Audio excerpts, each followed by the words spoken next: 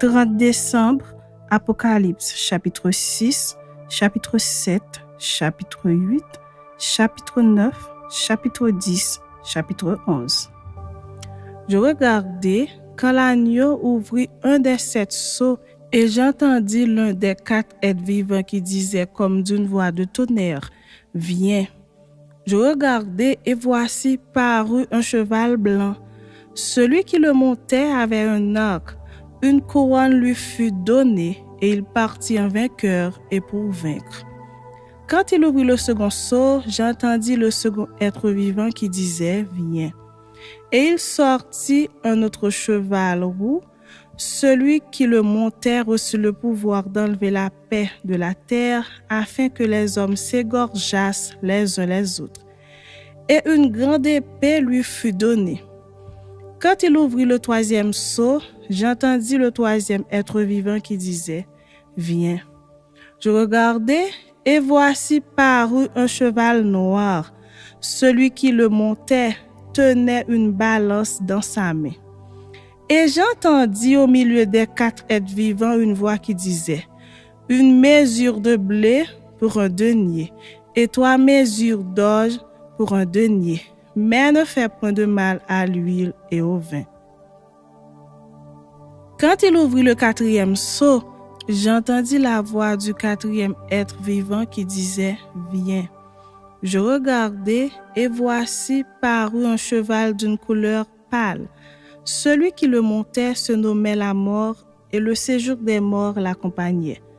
Le pouvoir leur fut donné sur le quart de la terre pour faire périr les hommes par l'épée, par la famine, par la mortalité et par les bêtes sauvages de la terre. Quand il ouvrit le 5e sceau, je vis sous l'autel les âmes de ceux qui avaient été immolés à cause de la parole de Dieu et à cause du témoignage qu'ils avaient rendu. Ils crièrent d'une voix forte en disant « Jusque à quand, Maître saint et véritable, tardes-tu à juger et à tirer vengeance de notre sang sur les habitants de la terre ?» Une robe blanche fut donnée à chacun d'eux, et il leur fut dit de se tenir en repos quelque temps encore, jusqu'à ce que fût complet le nombre de leurs compagnons de service et de leurs frères qui devaient être mis à mort comme eux. Je regardai quand il ouvrit le 6e sceau, et il y eut un grand tremblement de terre. Le soleil devint noir comme un sac de crin, la lune entière devint comme du sang. Et les étoiles du ciel tombèrent sur la terre, comme lorsqu'un figuier secoué par un vent violent jette ses figues vertes. Le ciel se retira comme un livre qu'on roule, et toutes les montagnes et les îles furent remuées de leur place. Les rois de la terre, les grands, les chefs militaires, les riches, les puissants, tous les esclaves et les hommes libres se cachèrent dans les cavernes et dans les rochers des montagnes. Et ils disaient aux montagnes et aux rochers, « Tombez sur nous et cachez-nous devant la face de celui qui est assis sur le trône et devant la colère de l'agneau. Car le grand jour de sa colère est venu, et qui peut subsister ?» Chapitre 7. Après cela, je vis 4 anges debout aux 4 coins de la terre. Ils retenaient les 4 vents de la terre, afin qu'il ne soufflât point de vent sur la terre, ni sur la mer, ni sur aucun arbre.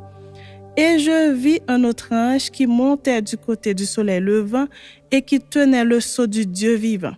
Il cria d'une voix forte aux 4 anges à qui il avait été donné de faire du mal à la terre et à la mer, et il dit « Ne faites point de mal à la terre, ni à la mer, ni aux arbres, jusqu'à ce que nous ayons marqué du sceau le front des serviteurs de notre Dieu. » Et j'entendis le nombre de ceux qui avaient été marqués du sceau, 54 000 de toutes les tribus des fils d'Israël. De la tribu de Juda, 12 000 marqués du sceau, de la tribu de Ruben, 12 000, de la tribu de Gad, 12 000, de la tribu d'Azer, 12 000, de la tribu de Nephtali, 12 000, de la tribu de Manassé, 12 000, de la tribu de Siméon, 12 000, de la tribu de Lévi, 12 000, de la tribu d'Issachar, 12 000, de la tribu de Zabulon, 12 000, De la tribu de Joseph, 12 000. De la tribu de Benjamin, 12 000 marqués du sceau. Après cela, je regardai et voici il y avait une grande foule que personne ne pouvait compter, de toute nation, de toute tribu, de tout peuple et de toute langue. Ils se tenaient devant le trône et devant l'agneau, revêtus de robes blanches et des palmes dans leurs mains. Et ils criaient d'une voix forte en disant, « Le salut est à notre Dieu qui est assis sur le trône et à l'agneau. » Et tous les anges se tenaient autour du trône et des vieillards et des 4 êtres vivants. Et ils se prosternèrent sur leurs faces devant le trône et ils adorèrent Dieu en disant « Amen. La louange, la gloire, la sagesse, l'action de grâce, l'honneur, la puissance et la force soient à notre Dieu au siècle des siècles. Amen. » Et l'autre des vieillards prit la parole et me dit, « Ceux qui sont revêtus de robes blanches, qui sont-ils? Ou d'où sont-ils venus? » Je lui dis, « Mon Seigneur, tu le sais. » Et il me dit, « Ce sont ceux qui viennent de la grande tribulation. Ils ont lavé leurs robes et ils les ont blanchies dans le sang de l'agneau. C'est pour cela qu'ils sont devant le trône de Dieu et le servent jour et nuit dans son temple. Celui qui est assis sur le trône dressera sa tente sur eux. Et ils n'auront plus faim, ils n'auront plus soif, et le soleil ne les frappera point, ni aucune chaleur. Car l'agneau qui est au milieu du trône les paîtra et les conduira aux sources des eaux de la vie, et Dieu essuiera toutes larmes de leurs yeux. Chapitre 8. Quand il ouvrit le 7e sceau, il y eut dans le ciel un silence d'environ une demi-heure. Et je vis les 7 anges qui se tiennent devant Dieu, et 7 trompettes leur furent données. Et un autre ange vint, et il se tint sur l'autel, ayant un encensoir d'or. On lui donna beaucoup de parfums, afin qu'il les offrît avec les prières de tous les saints sur l'autel d'or qui est devant le trône.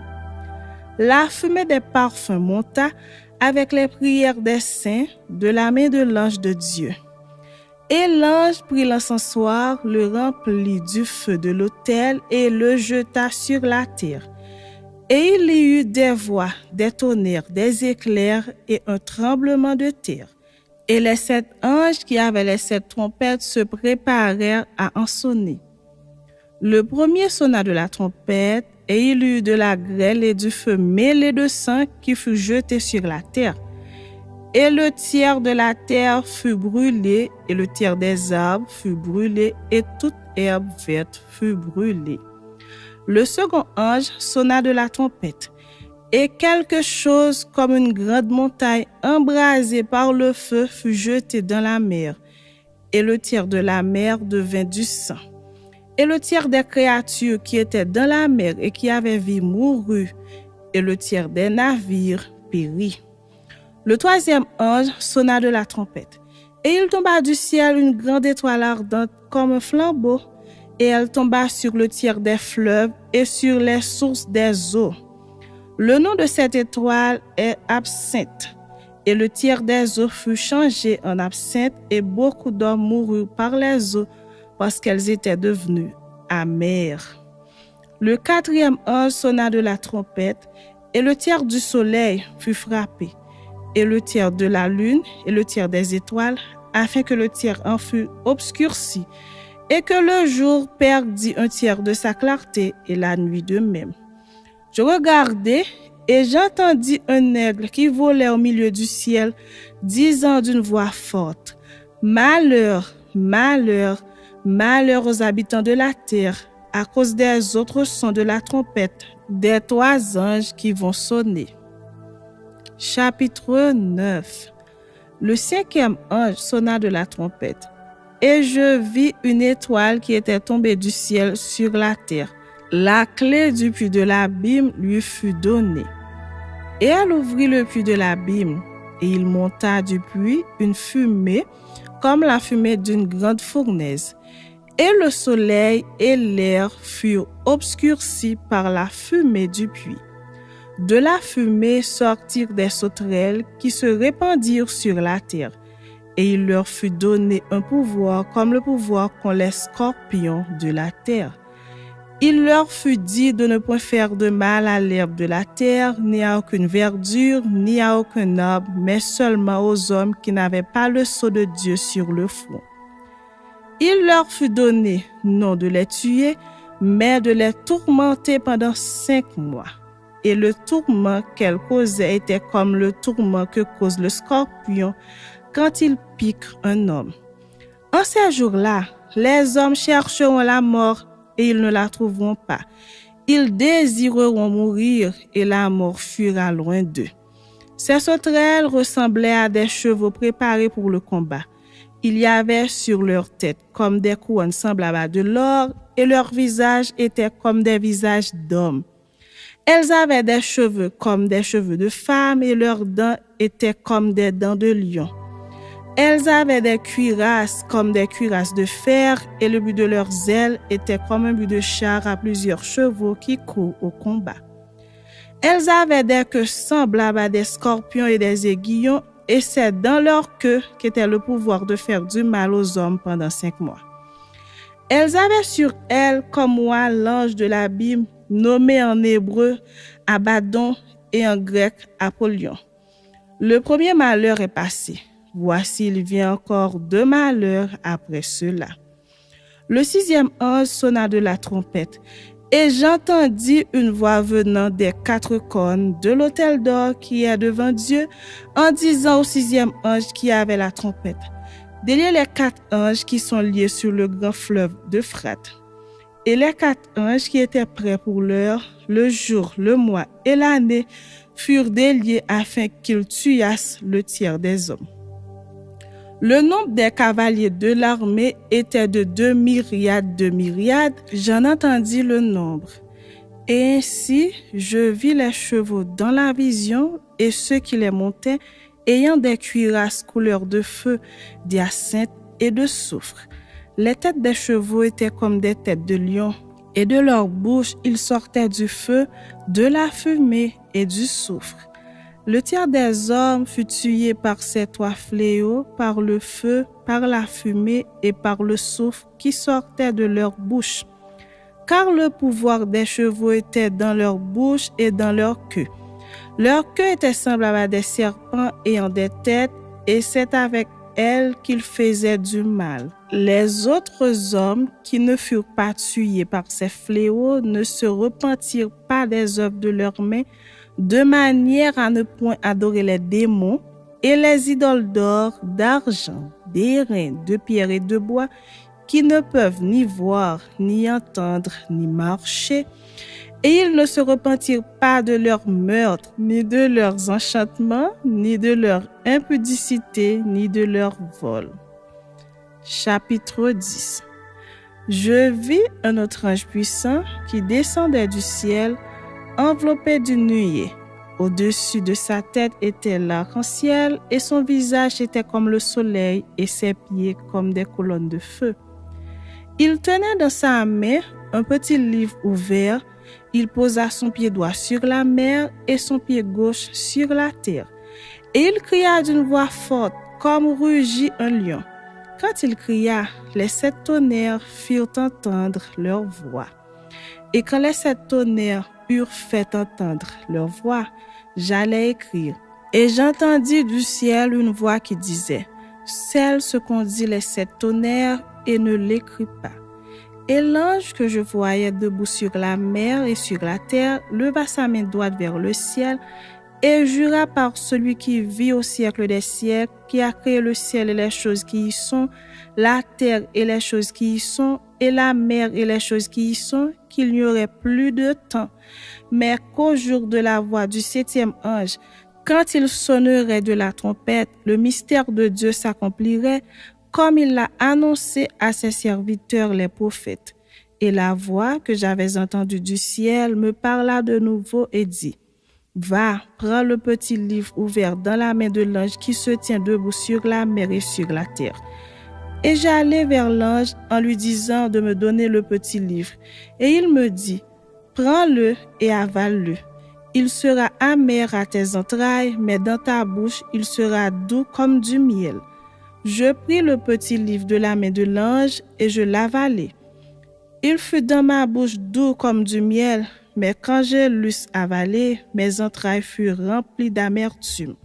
Puis on me dit, il faut que tu prophétises de nouveau sur beaucoup de peuples, de nations, de langues et de rois. Chapitre 11. On me donna un roseau semblable à une verge en disant, lève-toi et mesure le temple de Dieu, l'autel et ceux qui y adorent. Mais le parvis extérieur du temple, laisse-le en dehors et ne le mesure pas. Car il a été donné aux nations, et elles fouleront au pied la ville sainte pendant 42 mois.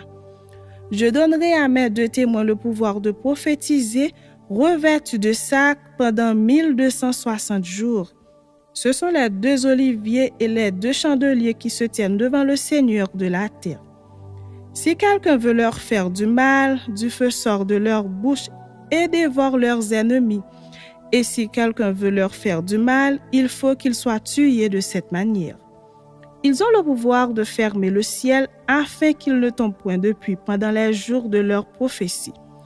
Et ils ont le pouvoir de changer les eaux en sang et de frapper la terre de toute espèce de plaie, chaque fois qu'ils le voudront. Quand ils auront achevé leur témoignage, la bête qui monte de l'abîme leur fera la guerre, les vaincra et les tuera. Et leurs cadavres seront sur la place de la grande ville qui est appelée dans un sens spirituel Sodome et Égypte, la même où leur Seigneur a été crucifié.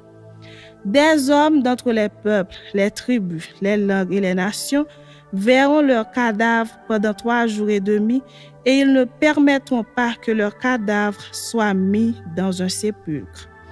Et à cause d'eux, les habitants de la terre se réjouiront et seront dans l'allégresse, et ils s'enverront des présents les uns aux autres, parce que ces 2 prophètes ont tourmenté les habitants de la terre.